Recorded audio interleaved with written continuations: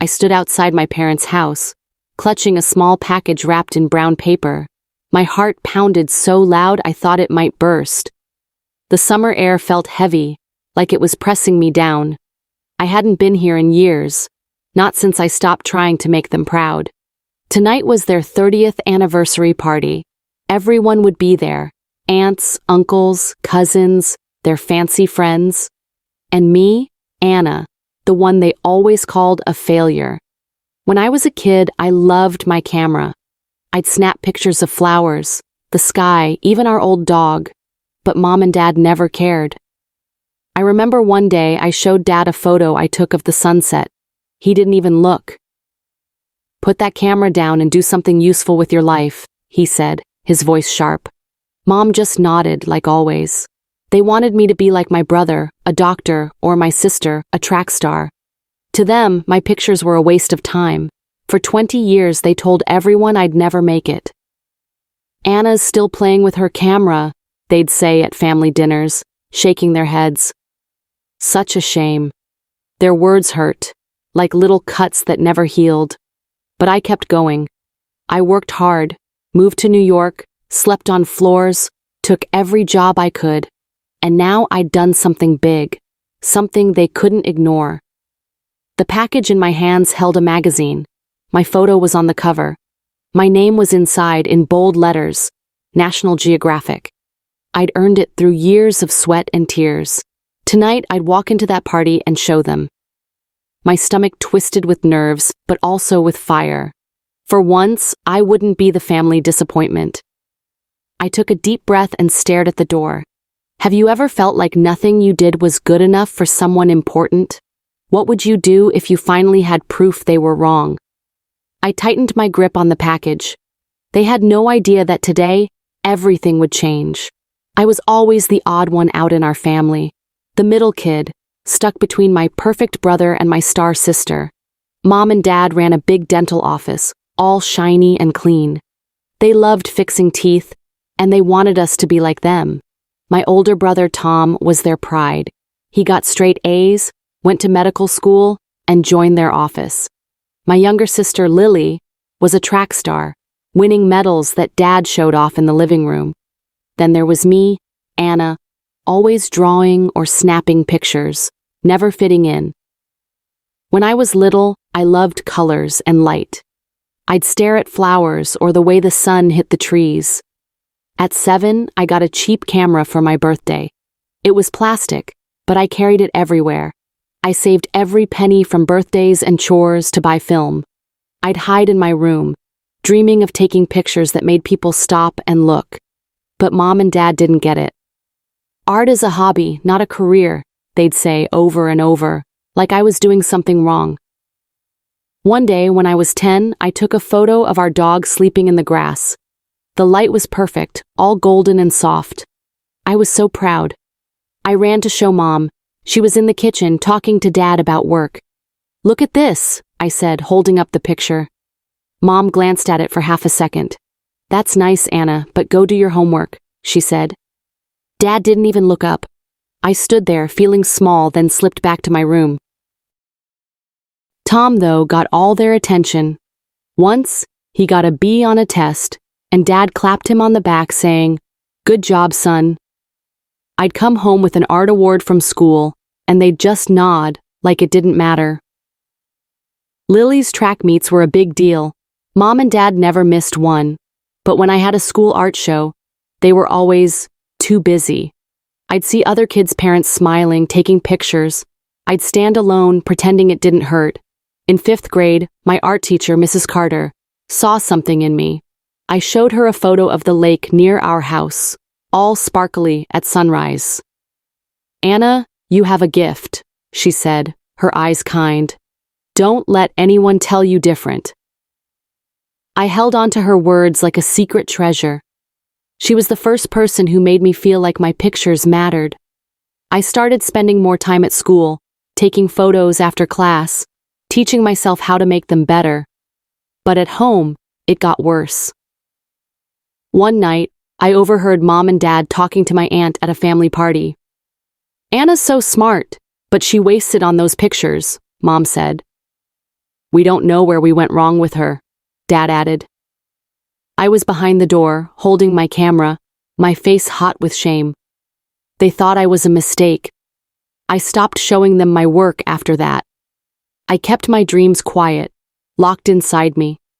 Still, I didn't give up. I'd sneak out early to catch the sunrise, or stay up late reading about cameras. I worked summer jobs, saving every dollar for better equipment. By high school, I was winning little contests at school, getting my photos in the local paper.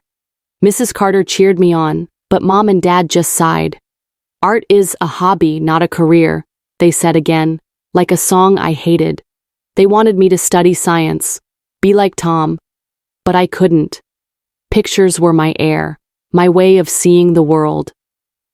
I started pulling away. I didn't talk much at dinner. I stopped telling them about my day.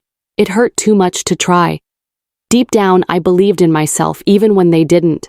But I was angry too. Angry that I still wanted their approval. Angry that they made me feel so small. I promised myself I'd prove them wrong one day. I'd show them my pictures weren't just a silly hobby. When did you first discover something you were passionate about? Have you ever had to choose between following your dreams and pleasing your family? Those questions burned in me as I grew up, pushing me forward even when I felt alone. My parents never saw me, not really. I was Anna, the middle kid who didn't fit their perfect picture. They built a shiny dental office, full of patience and pride. They wanted me to be like them or like Tom, my brother, who became a doctor, or Lily, my sister, who ran fast and won medals. But I loved my camera, and that made me a problem. They didn't just ignore my dreams. They pushed me down, over and over, until I felt like I was nothing. When I was in high school, I got into my first art show. It was small, just at the community center, but I worked so hard. I hung my photos carefully, my hands shaking with excitement. I told Mom and Dad about it weeks before. We'll try to come, Mom said, but her voice was flat. The night of the show, I waited. Other kids' parents showed up, smiling, taking pictures. I kept checking the door, hoping. They never came. Later, Dad said, "We had patience, Anna. You know how it is." I nodded, but my chest hurt. I stopped asking them to come to things after that. In my senior year, I won a scholarship to art school. It was a big deal, a full ride because of my photos. I ran home to tell them, my heart full of hope. Dad was in his office, reading papers. "I got a scholarship," I said, holding up the letter. He glanced at it, then pushed it back. "That's nice, but when are you going to grow up and get a real job?" he said. Mom was there too, and she just nodded. "Art school's not practical," she said. I felt like I'd been slapped. That night, I cried in my room, but I promised myself I'd go anyway. They compared me to everyone. At family dinners, they'd talk about my cousin Jen, who worked at a hospital. "Jen just got promoted," Mom would say, looking at me like I should be her. Or they'd brag about Tom's medical school grades while I sat there, my art awards ignored. Once, at a big family party, I was 25, but they put me at the kids' table with the little cousins. I was an adult, but they treated me like I didn't matter. Aunt Clara leaned over and asked, "Still taking pictures? Is that paying the bills yet?" Everyone laughed. I wanted to disappear. The worst was my college graduation. I'd worked so hard, taking extra classes and 2 jobs to pay for art school, since Mom and Dad wouldn't help. I won an award for being the best visual arts student. It was my proudest moment. I sent them the invite months early, begging them to come. They promised they would. I stood on stage looking out at the crowd, waiting to see their faces when my name was called. They weren't there. They showed up 2 hours late after the ceremony. At dinner, Dad asked, loud enough for the whole table to hear, "So, when are you getting a real job?" Mom added, "We're still hoping she'll go back to school for something practical." My face burned. I wanted to scream, but I just stared at my plate. They didn't just hurt me at home. At family gatherings, they'd tell everyone I was a disappointment. Anna's still figuring things out, Mom would say, shaking her head like I was lost. We don't know why she's wasting her time, Dad would add. Relatives would nod, giving me pity looks. Once, I overheard them telling my uncle, she's so smart, but she's throwing it away on pictures. I hid in the bathroom, my hands shaking. Their words cut deeper every time. Even Tom got in on it. One day he pulled me aside, acting like he cared. You should apply to medical school, he said. I can help with your application. You're not cut out for this art stuff. He sounded just like Dad, and it stung worse because he was my brother. I wanted to yell, but I just walked away. I started to see it wasn't normal. Families are supposed to lift you up, not tear you down. I kept trying to make them proud, showing them my photos, my awards, but nothing worked. Slowly, I stopped trying. I stopped calling home. I stopped going to family parties. It hurt too much to keep hoping they'd change. I had to protect myself, keep my dreams safe. My camera became my world, the one place I felt strong. But deep down, I was angry. Angry that they made me feel small. Angry that I still wanted their approval, even after everything. I decided I'd show them one day, not for them, but for me. How do you handle people who constantly undermine your confidence? At what point should you stop seeking approval from those who refuse to give it? Those questions grew louder as I packed my bags and left for New York, my camera in my hand, ready to prove I was more than their failure. I hit my lowest point when I felt like my dreams were slipping away. It started at a family dinner, one of the last times I went home. I was 24, just starting to get small photography jobs. I'd gotten a picture published in a local magazine. Not a big deal, but it felt huge to me. I brought a copy to show everyone, hoping for once they'd be proud. At the table, I passed it to Mom. She glanced at it, then set it aside to talk about Tom's new award at the hospital. Dad didn't even look. Lily's track medals came up next, and my magazine got buried under plates. I sat there, invisible again, my heart sinking. That night, I decided I was done trying to make them see me. I had to leave. I moved to New York with my camera and a few bags, even though Mom and Dad said I'd fail. You can always come home when this photography thing doesn't work out, Dad said over the phone, his voice cold. I hung up, my hands shaking. I wanted to prove them wrong, but New York was hard. My apartment was tiny, with peeling walls and a leaky sink. I worked odd jobs, waitressing, cleaning, to pay rent. Some weeks I barely ate. I sent photos to magazines, but most said no. Every rejection felt like a punch. One night, I got another no email from a big magazine. I sat on my mattress on the floor, staring at the screen. I cried so hard I could barely breathe. I felt like maybe Mom and Dad were right. Maybe I was chasing a stupid dream. My phone rang. It was Mom. Anna, when are you coming to your senses? She asked. You can't keep living like this. I didn't answer. I just hung up and cried more.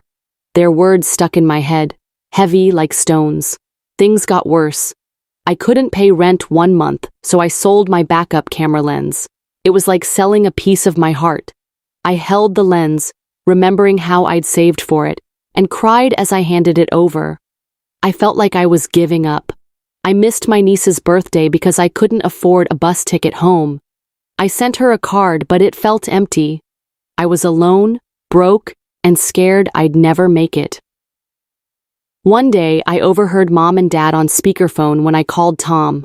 I didn't mean to listen, but their voices came through clear. Anna's always been our burden to bear, Mom said. Dad agreed. She'll learn the hard way. I froze, my stomach twisting. They thought I was a burden, not their daughter, but a problem. I turned off the phone and sat in the dark, feeling like I'd hit rock bottom. I thought about quitting, packing up, going home. Maybe they were right. But then I met Sam, another artist who was struggling too. We'd sit in a cheap diner sharing fries, talking about our dreams. One night I told him I was ready to give up. He looked at me, his eyes kind but fierce. Anna, you're good, Your photos make people feel something. Don't let them take that from you, he said. Keep going, even when it hurts. His words were like a tiny light in the dark. I held on to them. That night, I looked at my photos, the ones I'd taken of sunsets, faces, little moments. They weren't just pictures, they were me. I realized I didn't need mom and dad to believe in me. I had to believe in myself. It was scary, but something shifted. I wasn't fighting for their approval anymore. I was fighting for my dream, for the girl who saved pennies for film, who saw beauty in everything. I wiped my tears and got back to work. What kept you going during your darkest moments? Have you ever had to choose between your pride and your dreams? Those questions burned in me as I sent out more photos, worked harder, and pushed through the pain. I wasn't giving up, not now, not ever. After that dark night, something shifted in me.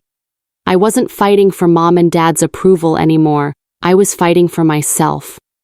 New York was still tough, but I kept going, one small step at a time.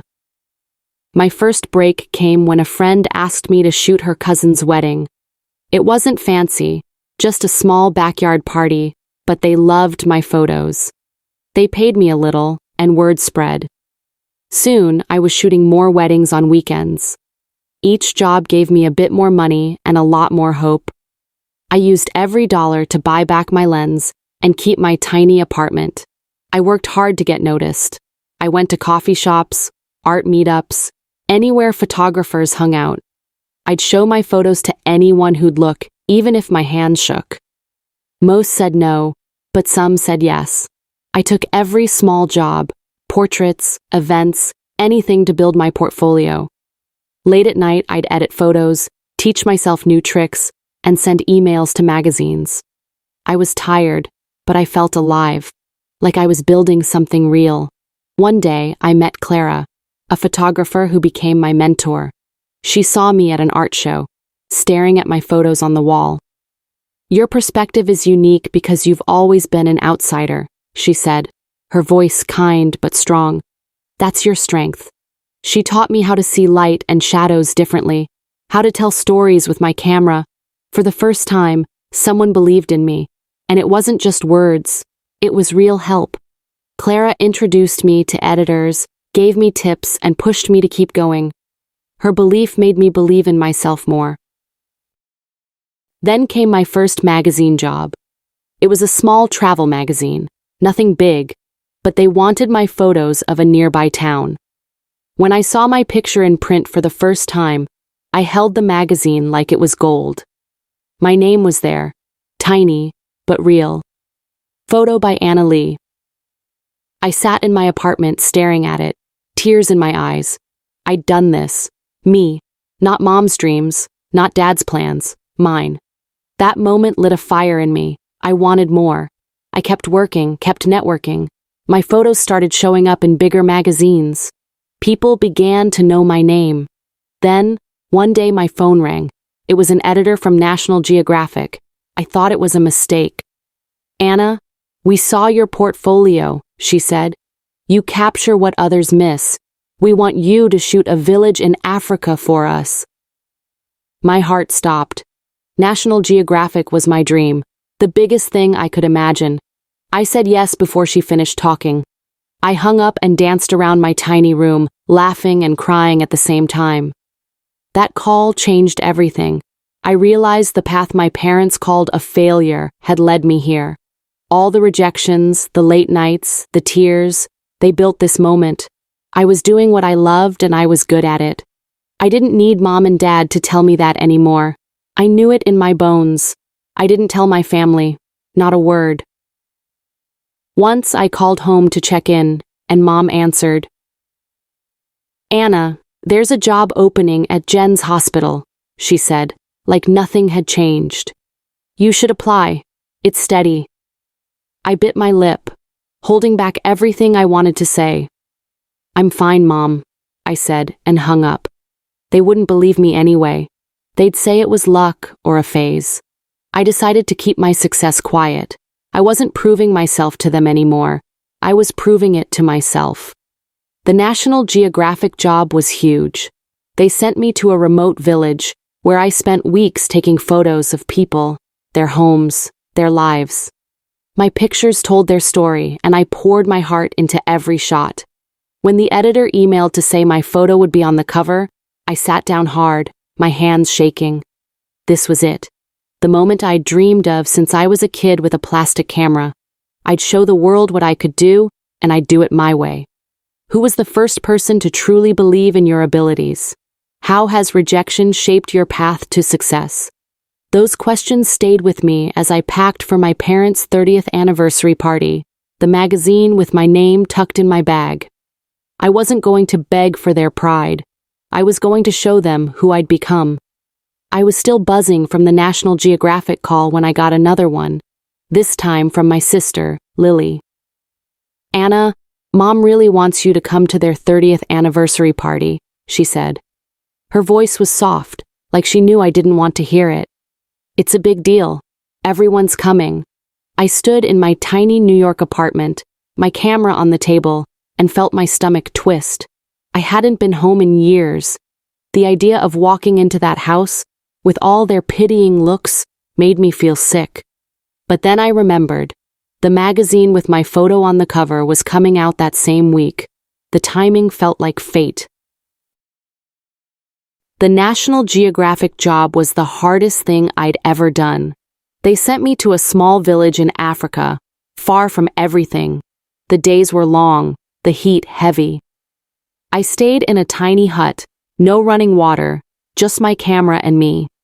I took pictures of the people, kids laughing, elders telling stories, women carrying water in bright colors. Every shot was a chance to show their world, their strength. I'd wake up at dawn to catch the light, stay up late to get the stars.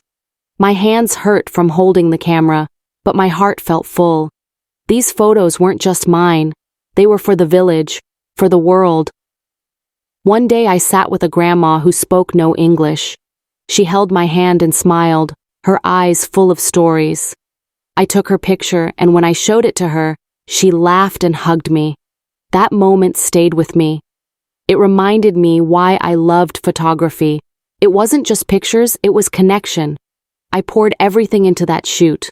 All the years of doubt. All the times Mom and Dad called me a failure. The pain pushed me to make every photo perfect. Back in New York, the editor sent me an advance copy of the magazine. I opened the package with shaky hands. There it was, my photo of the grandma, her smile bright on the cover. Below it, in bold letters, "Photos by Anna Lee." I stared at it, my heart pounding. I ran my fingers over my name, tears in my eyes. This was real. I'd done it. All those nights crying, all those rejections, all the times I almost gave up, they led to this. I hugged the magazine like it was a piece of me, but the anniversary party loomed. Part of me wanted to skip it. Why go back to a place that hurt me so much? I called Clara, my mentor, to talk it out. "Anna, going back is facing your past," she said.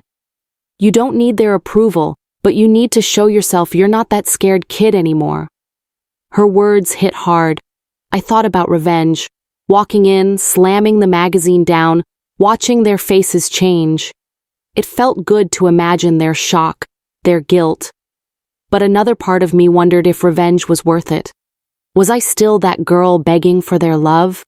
Or was I someone new, someone who didn't need their nods to feel whole? I argued with myself for days. Show them the magazine now, or wait. Tell them I'd made it, or let them find out. I wanted them to see I wasn't a failure, but I didn't want to beg for their pride. In the end, I decided to go to the party, but I wouldn't tell them anything. I'd bring the magazine, tucked in my bag, and let it speak for itself. I'd walk in, head high, and let the moment happen, not for revenge but for me, to close the door on their doubt and open one for my future. Planning the reveal felt strange. I imagined their faces when they saw the cover. Would they be proud? Sorry? Or would they brush it off like always? I didn't know, and that scared me. But I wasn't the same Anna who cried when they ignored her. I'd grown strong, not because of them, but despite them. The pain they caused, the years of being called a burden, it fueled me. It pushed me to New York, to late nights, to this magazine in my hands. I was proud of myself, and that was enough. Would you reveal your success to those who doubted you, or let your achievements speak for themselves? How do you balance forgiveness with the need for acknowledgement? Those questions swirled in my head as I packed my bag, the magazine safe inside. I wasn't sure what I'd feel when I walked through their door, but I knew one thing. I wasn't their failure anymore. I was Anna Lee, photographer, and I was ready. I stood outside my parents' house, the National Geographic magazine tucked in my bag. My heart thumped loud in my chest. The air was warm, filled with party noise, laughter, music, clinking glasses. It was their 30th anniversary and the whole family was inside. I hadn't been home in years, and the thought of walking in made my stomach twist. But I wasn't the scared kid they used to ignore. I was Anna Lee, photographer, and I was ready to face them. I pushed open the door. The living room was packed. Aunts, uncles, cousins, Mom and Dad's fancy friends. Balloons and streamers hung everywhere. Mom saw me first. "Anna, you came," she said, but her smile was thin, like she was checking a box. Dad glanced over, then looked away. "Glad you could make it," he said, his voice flat. No hug, no warmth. Aunt Clara swooped in before I could say anything. "Still taking pictures, Anna? Got a real job yet?" she asked, loud enough for everyone to hear. People chuckled. My face got hot, but I just said, "I'm doing fine." I wasn't here to argue, not yet. I found a corner, sipped a soda, and watched. Tom, my brother, was showing off his new doctor coat. Lily was talking about her latest track win. Everyone clapped for them, like always. Dad pulled me aside during dinner. "There's still time to apply for a real job," he said, his voice low. "Photography won't last." I bit my lip, holding back years of hurt. I just nodded and walked away. Inside, I was burning. They hadn't changed, but I had. Then it happened. A delivery truck pulled up outside. I saw it through the window, my heart racing. I'd arranged for extra copies of the magazine to be sent here today. The doorbell rang, and a cousin grabbed the package. "Mail for you," he called to Mom and Dad. They opened it, confused, pulling out a stack of National Geographic magazines. My photo was on the cover, the grandma from the village, smiling wide. My name was there in big letters. Photos by Anna Lee. The room went quiet. Dad's face froze. "You're on the cover?" he said, his voice shaky, like he couldn't believe it. Mom's eyes got wide, then she smiled too fast. "We always knew you had potential," she said, her voice loud, like she was trying to convince everyone. I stood there, my heart steady, watching their faces change. For the first time, they looked at me like I was somebody. The family exploded with noise. "Anna, this is huge!" my cousin Jen shouted, grabbing a magazine. "Can you sign mine?" Aunt Clara, who'd laughed at me earlier, pushed through.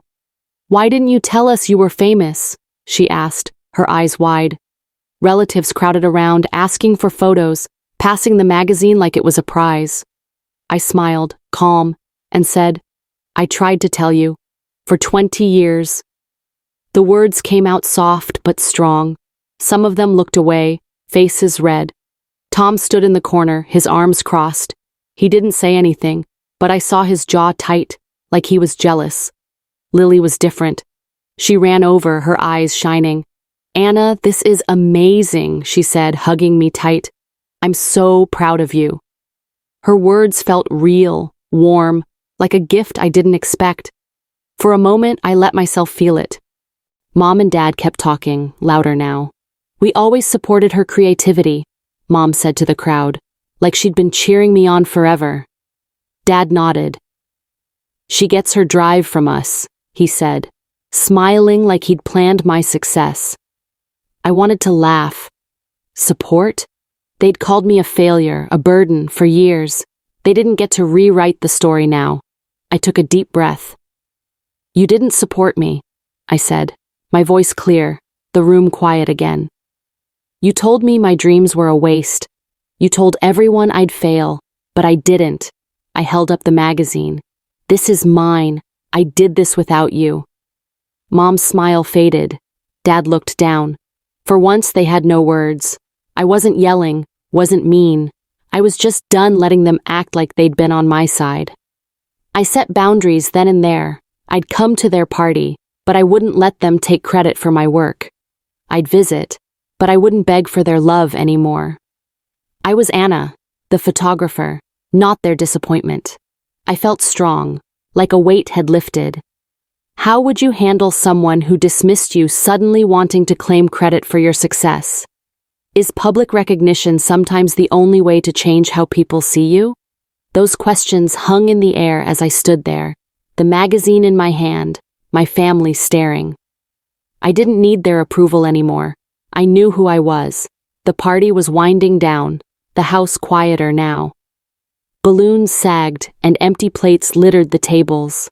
My National Geographic magazine still sat on the coffee table, my name shining under the lamplight. People had gone home, but the air felt heavy. I knew Mom and Dad wanted to talk. I felt it coming, like a storm. I was ready, but my heart was tight. I'd face them with the magazine, but this was different. This was private, raw, real. They called me to the kitchen, just the three of us. Mom's eyes were red, like she'd been crying. Dad looked at the floor, his hands in his pockets. Anna, Dad started, his voice low. We just wanted what was best for you. He sounded like he was trying to believe it himself. Photography seemed like a risky path. We thought you'd struggle. Mom nodded, wiping her eyes. We pushed you to be practical, she said. We didn't want you to fail. I stood there, my arms crossed, my heart pounding but my voice steady. No, you wanted what was best for your image, I said. You didn't care about my dreams. You called me a failure, told everyone I was a burden. For years. The words came out calm, but they cut. Mom's face crumpled and she started to cry. Can we start over? She asked, her voice shaky. Dad cleared his throat, looking away. We're sorry, Anna, he said, the words slow, like they hurt to say. We didn't know you'd do this. He pointed at the magazine. I looked at them, my parents, who'd made me feel small for so long. Part of me wanted to hug them, to let it all go. But another part remembered every ignored photo, every real job lecture, every time they chose Tom and Lily over me. Forgiveness wasn't easy. I took a deep breath. I hear your apology, I said. But I need time. You hurt me for years. I can't just forget that. Mom's tears fell faster, but Dad just nodded, like he understood. The next day my phone buzzed nonstop. Aunts, uncles, cousins, they all reached out. Aunt Clara sent a text. I had no idea, Anna. I'm so proud. Cousin Jen called, asking about my work, saying she wanted a signed copy. Even people who'd laughed at me at the party now acted like they'd always believed in me. It felt strange, like they saw a new Anna, not the one they'd pitied. I answered politely, but kept my distance. Their words were nice, but they came too late. Tom and Lily were different. Lily came to my hotel the next morning, her eyes bright. Anna, I was so wrong, she said, hugging me. I didn't see how hard you worked. You're amazing. Her words felt real, like a bridge we could rebuild. Tom called later, his voice quiet. I was always jealous of your courage, he admitted. You did what I was too scared to do, followed your heart. I didn't expect that. It didn't erase the past, but it opened a door. We talked for a long time, and I felt a little lighter, like we could start over as siblings, not rivals. Things changed after that. I went back to New York, but I set rules with my family. I'd visit, but I wouldn't let them act like they made me who I am. I'd talk to Mom and Dad, but I wouldn't chase their approval anymore. They sent emails, trying to connect, inviting me to dinners. I went sometimes, but I kept my guard up. They had to earn my trust, not just expect it. I found peace in my work. My photos, my camera, my life, they were mine. I didn't need anyone's nod to know I'd made it. The magazine was proof, but so was my heart. I'd carried their doubt for years, but now I let it go. I wasn't their failure, and I never was. I was Anna, and I was enough. Is forgiveness necessary for moving forward? How do you rebuild relationships damaged by years of doubt and dismissal? Those questions lingered as I walked through New York, my camera around my neck. I didn't have all the answers, but I knew one thing. My past didn't own me anymore. I was free to be me. A year after the party, my life looked different. My career was soaring. National Geographic gave me more assignments. Villages, forests, city streets. My photos were in galleries now, not just magazines. I had a small studio in New York. No more leaky sinks or mattresses on the floor. I was Anna Lee, photographer, and the world knew my name.